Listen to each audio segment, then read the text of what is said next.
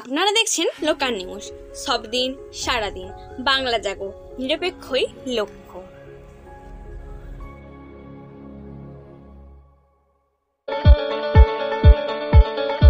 প্রার্থী ঘোষণা হতেই উচ্ছ্বাস ঘাটাল লোকসভা কেন্দ্রের খরারে। এই মুহূর্তে রাজ্যের সবথেকে বড় ইস্যু লোকসভা নির্বাচন। গতকাল কলকাতায় জনগর্জন সভা থেকে তৃণমূল কংগ্রেস চমক দিয়েছে 42টি লোকসভা কেন্দ্রের প্রার্থী ঘোষণা করে। গত লোকসভা নির্বাচনে ঘাটাল লোকসভা কেন্দ্রে প্রার্থী হন জনপ্রিয় অভিনেতা দেব। প্রতিদ্বন্দ্বী ছিলেন বিজেপি নেত্রী প্রাক্তন পুলিশ সুপার ভারতী ঘোষ। মানুষের রায় যায় অভিনেতা দেবের পক্ষেই। এইবার তৃণমূল কংগ্রেস ভরসা রেখেছে সেই জনপ্রিয় অভিনেতা দেবের উপরেই। উল্টো দিকে একটু মেপে বিজেপি প্রার্থী করেছে আরেক জনপ্রিয় অভিনেতা হিরণ চট্টোপাধ্যায়কে। তৃণমূল কংগ্রেসের প্রার্থী ঘোষণা হতেই পশ্চিম মেদিনীপুরের খরারে তৃণমূল কংগ্রেস কর্মীরা আনন্দ উচ্ছ্বাসে ভাসে, সবুজ আবির খেলায় মেতে ওঠে। আপনারা দেখছেন সত্যের সন্ধানে নিরপেক্ষই লক্ষ্য। সব ধরনের খবরের আপডেট পাওয়ার জন্য ইউটিউব চ্যানেলটি সাবস্ক্রাইব করুন, ফেসবুক পেজটি ফলো করুন, লাইক করুন, কমেন্ট করুন, শেয়ার করতে ভুলবেন না।